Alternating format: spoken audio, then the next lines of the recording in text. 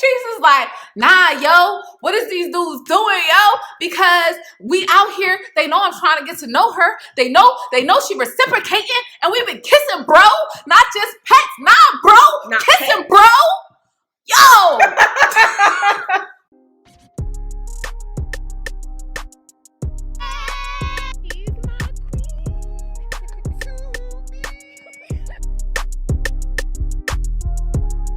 Hey guys, welcome to our channel. If you're new, if you are not new, welcome back, Sugar and Spice gang, for another video. We are reviewing Ready to Love Season 4, Episode 7, but before we do that, we would like to give a shout out to our subscriber of the week, SM Bonner 22. Woo. Hey. Thank you for always commenting on all our videos. We appreciate your engagement, and we look forward to continually seeing you in our comments. And also, shout out to SM Bonner 22 for suggesting that we do reaction videos to some of the clips that we've been doing lately. So if you haven't been there, also check out some of our other videos where we do the breakdowns on some deleted scenes. Look at you. Help us help you. Right? Okay, you giving us content to... Thank you. We appreciate you. We appreciate you. If you haven't already, make sure you hit that subscribe button and the notification bell so you can get notified whenever we do new videos. Also, follow us on all socials at Sugar and Spice 88 on TikTok, Instagram, Twitter, and Facebook. All right, let's get into it. So first scene, we have Tommy meeting up with the guys in the men's lounge, and he tells them that today is the day where you have to take your pics and introduce them to your friends. Yes. So the first date we have up is Joelle and Bernicia. Mm-hmm. Joelle introduces Bernicia to his two brothers, Precise and Bongo, and his friend Shay. No, the baby Shay. She's like a sister to him. Everybody is the baby. Everybody the baby. So Shay, because she's the one firing off all the questions. Oh my God. Shay asked Bernicia, so how do you feel about Joelle? Well, he's a little shy, but that's my boo. Joelle's not shy. At all, I don't know what she's talking about. I mean, okay. If you say so, wrong. Right? So then I feel like Shay kind of baited her and then sat back and just watched her completely unfold. Right. So she mentioned something about how Joelle is a little very friendly with the opposite sex, a little flirty almost. And Bernicia's like, I know, right? Yo, she got too excited. I thought it was just me. I was waiting for you to say something. Yo. Simmer down, Bernicia. Girl. Please. Stop calling everybody baby. Oh, Lord. See, that's why the girls think they feeling him now. They think that he wants them. Oh, my God. That's the problem. So then she goes into her confessional. She says she knows about the kiss, with him and Amber on the cheek, and she doesn't like it. And then they go to ask her, well, okay, how do you feel about the process? I'm territorial. Oh my God. Why is that your answer? Why use that word? That's such a trigger word, Benicia. You could have said any other word. That's like a red flag type of word. Exactly. I'm a territorial person. Don't say that. When you're talking about Guy or your girl. spouse and you say territory, red flags this is everywhere. My territory? Red flags everywhere. Come I'm not on, property. He's not property. Nobody's property. There's no territory. You don't use that kind of language. Oh, gosh. So she's like, I mean, they think he's feeling them, but I know they don't have what we have going on. Bernicia, your insecurity is showing. She was doing so good. She really was. And then out of nowhere, a kiss on the cheek just makes you completely go out of character and lose your mind. Spiral downward. So then she tells his friends, I did not come here to play. I plan on being the first couple married from Ready to Love.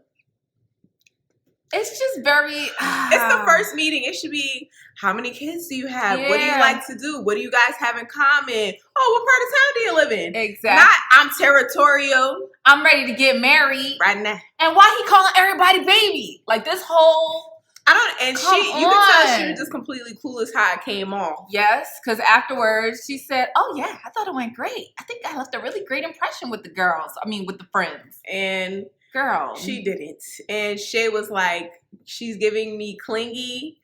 She's giving me, jealous. Right. And Joelle was feeding into it. Joelle was like, exactly, right? Joelle, I knew I wasn't crazy, right? You saw it too? Joelle says, I guess he's been feeling something this whole time. And I guess Shay confirmed it for him. Yep. And then even his brother tried to step in and say, well, you know, maybe we're misreading her right now. Maybe, you know, all of this stuff is going on in this situation. Maybe it's just a situation she in. Right. Shay's like, no. We're going to have to agree to disagree. Yo. I think she clingy. Shout out to Miss Bell, though. Because Miss Bell, hey, girl. You actually left a comment on one of our videos saying that Joelle is going to end up hurting Venetia. And that Venetia's putting all her eggs in one basket. And I quote, it is a recipe for disaster. So did you call it or did you call it? Right? I mean, it's not looking good right now for Venetia. It's really not. Yeah. So we move on to the date with Chris and Amber. And Chris has his two friends, Gavin and Ayana Mac there. He's in his element where he is doing his podcast. And Amber comes in and she says that she's excited to see him in his element, actually. And that I agree with her because I think it's really cool to see how people act in different spaces and around different people just so you can get a good idea of their personality. Gavin asks Amber, how is she when problems arise? And Amber just says she handles them head on and she doesn't raise her voice. And she says she raised her voice out of passion, actually, and that she won't curse you out. Then very specific. Right, weird. They ask, does your family know about this process or do your friends know about this process? And Amber's like, no, I haven't told my family or my friends yet because we're still trying to get to know each other. And they're just like, oh. And it's like, why would you not? Wow. It's like, why? The process is not over. Why would she tell them about somebody that's dating other people? Why am I on the phone, Mom? While she's dating other people. Found the one, Mom. No. Process not even over yet. You right. can pick somebody else tomorrow. Meanwhile, y'all just learned about Amber 2 minutes ago before she walked in. So what y'all shocked about? I don't know, child. That was a lot. Then they ask, why is Chris your number one? And Amber is like, because of what you see right here. Because, you know, we just vibe. It's natural. Right. It's a natural connection. And she also elaborated and said that she feels like she could trust him and that when he says something, she feels like he follows through on his word. And they confirmed that he is a man of his word and that he always follows through and he's reliable, which is a great quality. And they give their blessing. Gavin says they look like a perfect match. So we go to the next date and it's Jason and Liz. And before we know it, Kyra's walking in too. So we got Jason, Liz, and Kyra meeting Jason's friend. So actually, Kyra starts it off with a question. And she says, if y'all had to describe Jason, how would you describe him? And the friends say ambitious, driven, resilient. And, you know, all great things, all great qualities. Very good qualities. Right. Then they ask, are you an alpha female? So Kyra takes this question and she says that she actually wants her man to lead her. She's used to seeing a lot of women hold the house down and being the matriarchs of the family and just holding that, you know, head of the household role. But for her and her family, she wants to be led by a man and she wants him to take that leadership role. So Liz answers the question and she says that she wants her man to lead her spiritually, specifically. She says that, you know, that's really, really important to her. And she said that on a date, Jason actually broke down the book of Daniel and he has a great spiritual background. From there, Liz says, I believe in Jesus Christ as my Lord and Savior. And she has to exit out the date. She has to leave. And she gives her hugs and goodbyes to everybody. So then one of Jason's friends asked Kyra, so what's your vision for the next 5 years? She said, well, within the next 5 years, I want to be married. He says, well, you know, sometimes in life, stuff be happening. Oh it doesn't always work out. What if it's not within the next 5 years? She said, bruh, you know within 5 years if you want me or not. Right. I'm going to have to keep it pushing. Right. That's it. That's all. So after Kyra exits, Jason asks, what do you guys think? What do you guys think of both the girls? So they start with Liz. The guy says Liz is stiff. Okay, guy. The girl says that Liz, well, she says that she could feel the Lord's presence when she's around Liz. And Jason is laughing with them and kikiing with them about Liz. And I'm like, yo, stand up for your girl. The girl that you kissed twice on that last date. Like, where are you at? What happened to the Ferris wheel? You was going so hard for Liz. She was just your Michelle Obama at the masquerade. I felt like he was so easily swayed. Yeah. And to me, that says a lot about somebody's character. Yeah. So then they say Kyra. They said they like Kyra. They feel like they could vibe with Kyra, hang out with Kyra. They like Kyra. Jason goes into his confessional and Jason says that he really likes Kyra and he's feeling Kyra really heavy and that him and Kyra have reached a different level already. I don't know what he's doing. I don't know if they like anything has happened more than a kiss or not, but I feel like to say that on camera, like, don't do that. So now we go on to AJ and Kyra's date. At this point, Kyra is a dating, meeting the friends pro, okay? Yes. She's meeting all the friends. Everybody. Gang up in here. So she goes to meet his friends Danielle and Khalil. They're playing volleyball on the beach. And it's interesting to see AJ and Kyra on the same team playing against them. And they're having a lot of issues with communication. Kyra's like, I don't have it. AJ's not listening to nothing. Oh, I thought you had it. No! Even the friend was like, she just said 5 times. I don't got it. Like, what do you want? So, damn it.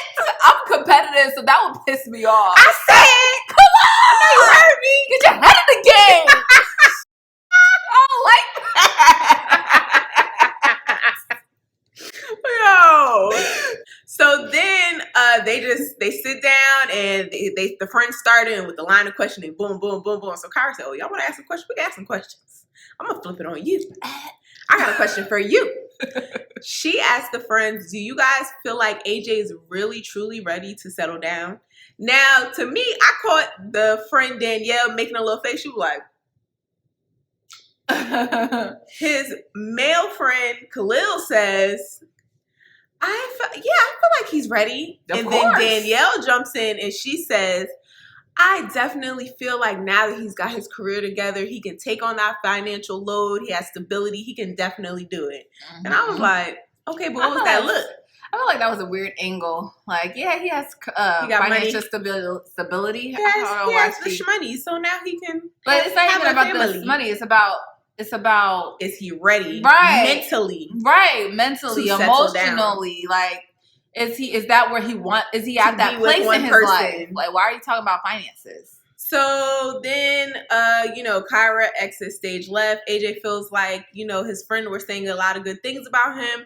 And he feels like they helped ease some of the doubts that Kyra has about him. And he feels good about Kyra. The friends also say, I can tell that she likes you and she wants to be with you, but we can also tell that she still definitely has her guard up when it comes to you, which is an accurate assessment. Yeah. So now we move on to the next date with Ron, Chris Anthium, and Alexis, and they're all in the club dancing, having a good time. And Chris Anthium has on a very, I guess, sexy, jumpsuit with holes in it. Alexis goes into her confessional and starts hating, talking about, what do you have on? Why would she wear that? All the holes in it. We're meeting the friends. That's just not something I would do. And that's just like, Alexis. I'm going to keep my mouth shut. Yo! Your insecurity is showing, Alexis, so stop. They're at a lounge and they're meeting the friends. They're not meeting the parents. She's not going to church. We're not meeting the Pope. It's okay. The friend asks Alexis and Chrysanthemum, how do you guys feel about, last minute getaways? Because Ron is always like the, pick up and go kind of guy.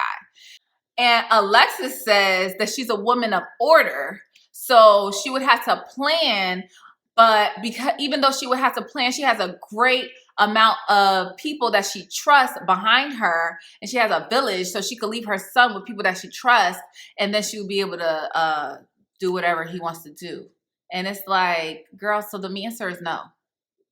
It's not the answer is yes, but I have to plan. No, the answer is no because I have to plan. Can you get up and go at the drop of a dime, or do you have to plan? Which one is it? What are you talking about? So then Chrysanthemum, same question. Chrysanthemum says, well, I'm a flight attendant, so it's nothing for me. I'm always going. Here go Alexis in her confessional. It's like, I'm a flight attendant. Like, yeah, Alexis, she is a flight attendant. She's just stating facts. I don't She know is why a you're flight getting attendant. upset. Like, why are you pressed? Are you upset because you can't get up and go? It just is what it is. Then Alexis says, you know, Chrysanthemum is real pretty, but she just gives us, you know, 2 sentences at most. You know, she's not a talker. And it's like, so what? Like, why are you so invested in what Chrysanthemum is doing? Like, Alexis, could you please worry about yourself, please? Then they ask, how do you feel about children? And Chrysanthemum says, I'm open to it. But then she goes into her confessional, switches it up. The lies. She switches it up. She's just like, I don't know. I've never been one of those people who cares about kids. Well, I just have to have a baby. But because, you know, me, I'm selfish. Like, yo, she was like, F them kids. Like, literally, F them kids. Like, now, if somebody doesn't want to have kids, there's nothing wrong with that. No. But don't lie. That's a deal breaker situation. Yes. Do not tell a man that you want kids when you don't. That's going to bring you into a lot of trouble. Yes. He's going to be like, but you said you wanted kids. That's why I married you. Yes. You can't. He's gonna be there's like, no agree to disagree no, in I don't want kids. You can't say I'm open and then go to your confessional and say I'm selfish. Those two don't. With kids? No. Those two don't work with kids. You might as well just tell him. He gonna be all up in your ovaries as soon as y'all get married. So then they ask Chrysanthemum, so what qualities are you looking for in your partner? He has to be fun and do what I like to do. Okay, girl. Okay. Right. So he says, how do you feel about holidays? You know, do you cook or anything? She was like, cook? What's that? Cook? Me? No, baby. But it's just like, you know, they start asking her questions back to back to back, and Chrysanthemum was like, I ain't come here for all that. This ain't no interview. So she's just like, she don't like that. She wants things to progress naturally and organically. So at that point, she's like, all right, I got to go. Chrysanthemum, they have like maybe probably like 3 hours to get to know you. They don't have time for, so how's the weather? This is not this experience and this process is not organic and it's not natural. So what do you expect? So then they go, Alexis, same question. And Alexis like, yeah, I have 1, but I'm okay with having more. I don't know how many more, but I'm okay with more. And Alexis goes into her confessional and she's like, they got questions. I got answers. Born for this. I'm ready. Put me in, coach. Yo. Like see, this element, it's like anytime we've seen Alexis like more in a one-on-one type situation, her personality seems like a lot. Yeah. But she thrives in this type of environment. She did. And that's why when his friends go on to say that if you want to be a mover and shaker, you want her to kind of a woman by your side that's going to kind of progress you, pick Alexis. Yeah. Because she opens her mouth. She's not afraid to speak.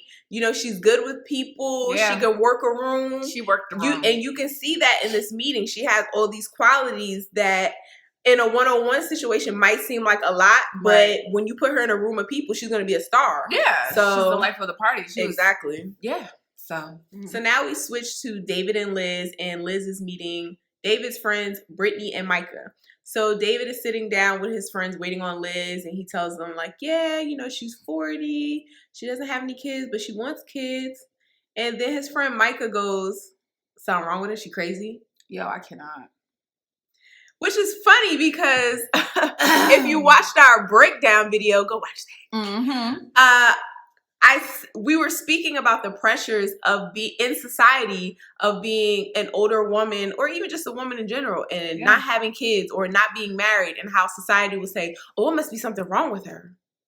So, she must be crazy. So a baby daddy and a divorce under her belt makes her normal? Right. So what the heck is going on? If she would have had if he would have told them, oh, she has multiple divorces, they would have said, well, why didn't that work out? Must be something wrong with her. You can't it's like a double-edged sword. You can't win for losing. Like, what do y'all want from her? Right. What do you want? So then Liz walks in. Okay, Liz walking in, looking thick in all the right places. Those are pretty. Everything, you know, all together. And she sits down to have a conversation with her friends. We find out that Liz actually called David that same night that her and Jason kissed and told David everything. And I guess she was feeling really bad about it.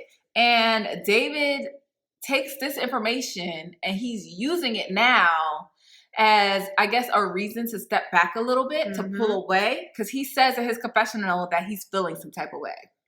And to me, it's like, why? I'm sorry, are honesty and transparency not good qualities? Right. What did she do wrong? She did nothing wrong. She's not in a relationship. She didn't even have to tell you about it. She didn't. Because it was none of your business. Jason wasn't going to tell you. Right? And we're on a dating show. I'm not your girl, so what's the issue? Like, I just feel like his ego couldn't handle another man kissing a girl that he likes. And it's like, if your ego is that fragile. And besides that, I just feel like he's not healed from his divorces, his previous relationship, and that's why he's so quick to retreat. So fragile. Oh, see, I knew this was gonna happen. I'm out of here. He ain't ready. Nope, he's I'm not out. ready. It's a lot happening with you internally. Like, David, please, you're not okay. I need you to pull it together and not try to flip it on Liz like she did something. Liz didn't do nothing. It's all you. So then Micah again tries it. Why haven't you been married? Liz is like, just because I haven't dated much and I just haven't found the right guy. You know, like, why? Why do you feel like a woman has to be married? She has to have kids. You don't have to do nothing. Right. Not a thing. Oh my Promise God. y'all. So then David says how he jumped into his previous relationships with his whole heart and, you know, it got crushed and now he's just trying to take his time and use wisdom, which would be cool, but nothing happened. Nothing bad happened. You're freaking out for no reason, literally. I don't know what's going on.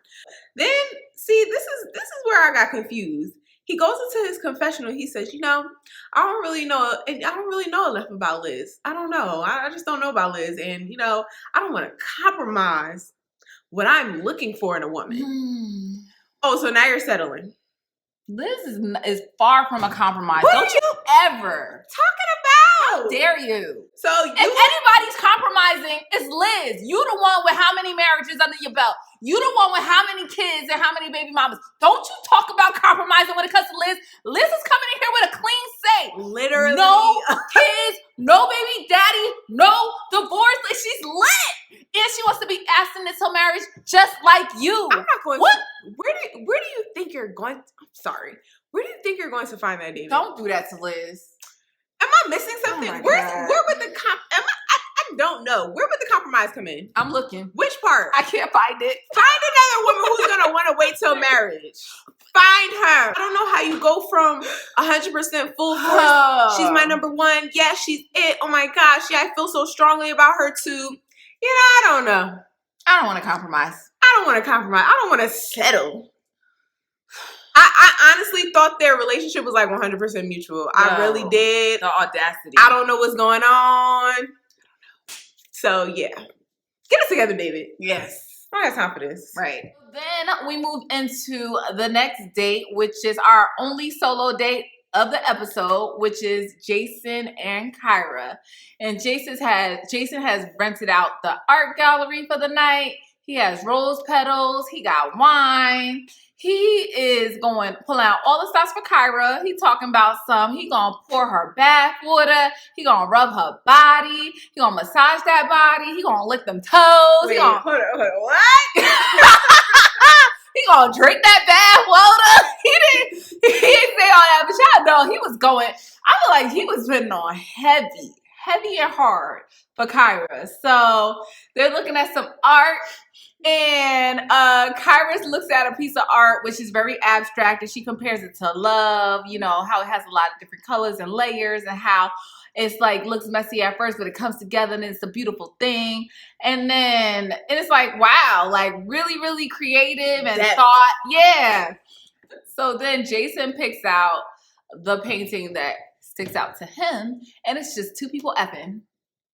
Like, okay, Jason. I don't know why Jason gives me like, teenage hormones, like. That's why he lost his mind when he saw Liz in that dress. Them titties, though. So then, Kyra asks Jason, "Do you see a future with me? Like, where's your mind at?" And Jason says, "Yeah, like he likes her a lot. He lets her know that." And Kyra leans in for a kiss, and they end up, kissing. So then Jason says in his confessional that Kyra is pretty much it for him. He really doesn't want to look anywhere else.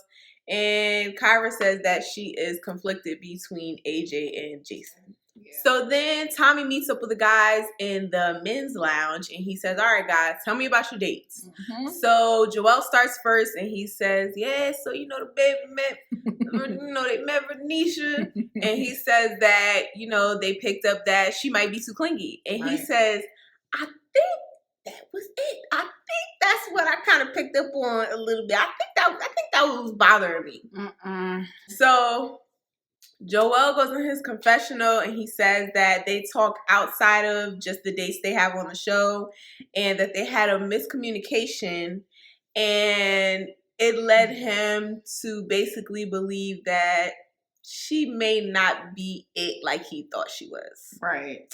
Jason then says that his friends told him that Liz is a little stiff for him and they think Kyra's a better fit. So then Tommy checked them. When he said stiff, Tommy was like, "Stiff? Well, but you've been rocking with Liz, so where are they getting stiff from?" And then Jason tries to backtrack and be like, "Well, no, because when she's with me, I don't get that." But it took Tommy to say something for you to be like, "Oh, but when she's with me." The men are very wishy-washy. Yeah, because if it wasn't for Tommy, like, putting that in there, Jason would have just let everybody ride out with stiff. So Ron then talks about his date, and he says that his friend said, "If you want to keep partying, getting lit, having a good old time in the club, go ahead with the party girl, Chrysanthemum. Mm-hmm. If you want to be Michelle and Barack out here and elevate, Alexis is the girl for you." So Tommy says, "So do you want to party or do you want to level up?" So Tommy breaks it down and Tommy says, "If y'all had to make a decision today, who is the girl you gonna be leaving with tonight?" And AJ says, "It's gonna have to be Kyra for me." And then Tommy goes to Joelle and Joelle says, "For me, it's gonna have to be..." What? I'm like, what is happening? What? Kyra? Sir. What? Joelle. Even Chris had to get into it. He was like, "Joelle, come close to the screen. Let me talk to you." Yo. Where did Kyra come from? Yo. Where did Kyra come from? Everybody's face was like, "Did you go on a date with Kyra? Did I see you kicking it with Kyra? Did you ever talk about Kyra ever?" Huh? So then KG pretty much says in his confessional what we're all thinking. He said, "Renisha's been your number one this whole entire time. What are you doing, baby? What are you doing, baby?" He said, "What?" Nah. It has to be Renisha for you. So then Tommy goes to David, and David's like, "Well, I guess we all gonna be going home with Kyra because there's Kyra for me too." How? What are you talking about? How? What? Yo, Jason goes in confession. Though this guy Jason's like, "Nah, yo, what is these dudes doing, yo? Because we out here, they know I'm trying to get to know her. They know she reciprocating, and we've been kissing, bro. Not just pets, nah, bro, not kissing, pets. bro. Yo." If you haven't already watched the breakdown episode we have where there's a deleted scene of David, Kyra, Diedrich, and Liz going on a double date, and David pays Kyra no attention on his date. None. He's all on Liz. He's completely focused on Liz. He doesn't even see Kyra. Exactly. So where did you come from? If you were so interested in Kyra, why didn't you pay any attention to her on that date? Y'all are not making any sense. He's mad. He's butthurt because Liz got her kiss on with Jason. So now, once again, you're in a dating show. Right. So now, I don't know. Maybe he feels like he needs to broaden his horizons because he don't want... Even so, that's still weird because, again, in the deleted scene, he says, you know, I feel Liz likes me more than I like her. Right. Okay, so if that's the case, why are you flipping out right now? Losing your mind. Because you thought you Wouldn't had that her be in a the bag. Right. Wouldn't that be a good thing? Oh, she's exploring other options. Okay, cool. So maybe we are on the same level. Tommy says, you know, who is your weakest connection? And then Liz's name gets thrown out there. David actually expands on it and says, you know, Liz came up to me and, she called me that night that y'all kissed, talking to Jason. She called me the night that y'all kissed. And Jason's like, whoo, thank God you know about it, cause Lord, I ain't want to tell you. Like, what is going on? David says, like, yeah, so this is like, this decision has been weighing on him. So, I mean, like, yo, I really feel like it's the kiss. Like, it definitely is. The kiss. Had that kiss not happened, this would have never happened. Right. So then they go to Joelle, and Joelle says, Chrysanthemum. Chrysanthemum has been his weakest connection because Chrysanthemum said to him straight up, like, you spend a lot of time with your kids, so, I feel like you're going to have enough time for me. And Joelle's like, yo, that was kind of messed up. That's wild, but at least she's honest. Right. Because she was over here telling Ron, yeah, I'm hoping to have a kid. Maybe one day, could be. Right, no. So at least she told him the truth. Yeah, she did.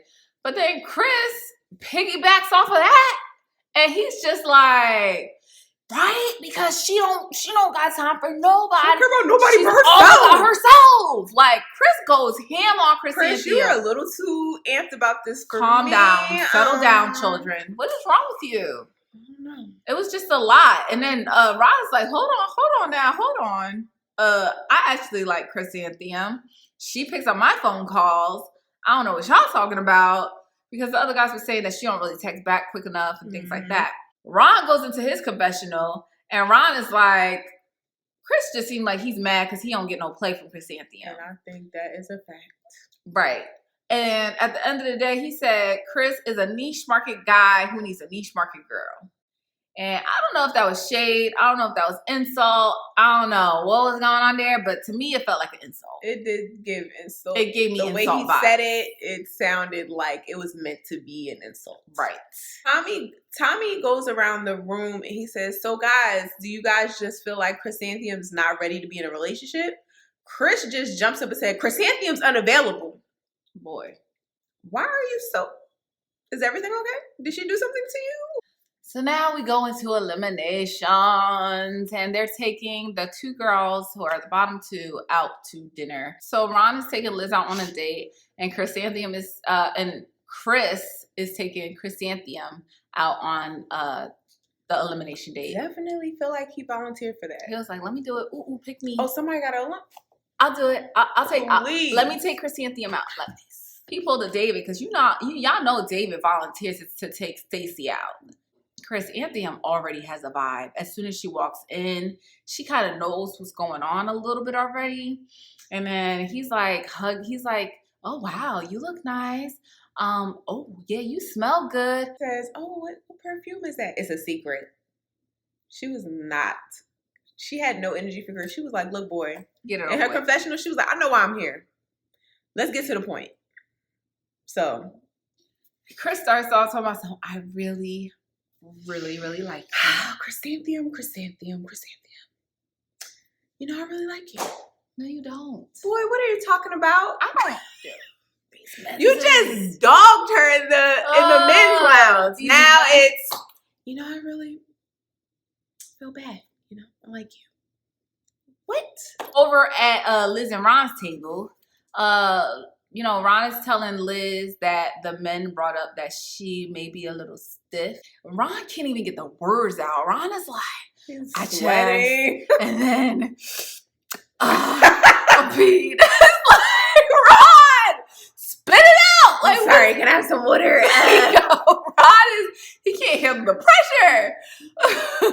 So then Ron lets Liz know that she was on the bottom, but they feel like she's still ready to love. And we switch over to Chris and Chrysanthemum, and Chris lets Chrysanthemum know that the men feel that she is not ready to love any longer. I just feel like Chris was being really smug with her. He was. And And granted, I mean, she did have an attitude, but she had an attitude because she knew she was about to be eliminated. Exactly. So, and then he's like, "Oh, can I have a hug?" Oh Why? my God. Why do you need to ask her for a hug? Me? Why are you doing that, Chris? Yeah. A real one. Oh my And then God. he's like, she's like, okay, that's enough. She pushes him off. She's like, I don't want all your energy on me. Ugh. Bye.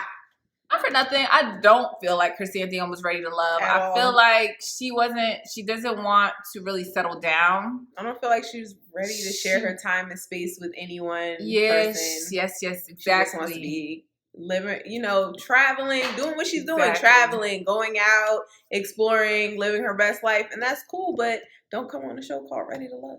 Right. And I also feel like she wasn't ready for this process of kind of like competing at all. She really just wants to be chosen. She just wants all the men to she wants to pretty much be the Kyra in the situation. Yeah. And just have a choice of what guys she wants to go to. I'm here. Huh? And you guys choose. But then it's like when he said something about like not texting the guys back, she was like, see, the men, y'all don't like it when it's thrown back to you. And I'm just like, what are you even talking about? Is this a game? Are you playing a game with them, or are you really just busy and you can't get back to them? Because it's like, why are we playing games? It was like, what is this, your revenge? Revenge right. For who? I don't know. It's a lot. Yeah. So thank you guys. Thank you guys for watching and getting to this point. There was a lot that happened in this episode. Please let us know what your thoughts are. Let us know what you think about Joelle and David just talking about Kyra. Let us know what you think about Jason dropping Liz like a bad habit. Where is the loyalty? Come on. It's crazy. So yeah, hit us up in the comments. We like to respond back. We like to know what you guys think. And don't forget to like, comment, and subscribe. When you subscribe, please make sure to hit that notification bell so that you can know whenever we drop a new video. And also follow us on our socials. Follow us on TikTok, Instagram, Twitter, and Facebook at Sugar and Spice 88. And we'll see you guys in the next video. Bye. Good morning. Good energy. Today we gonna spread good energy. Today we gonna share good energy. I go to work. Today gonna be a great day. Wake up, thank God, drink water, meditate. First 5 minutes will dictate your whole day. All about that positivity and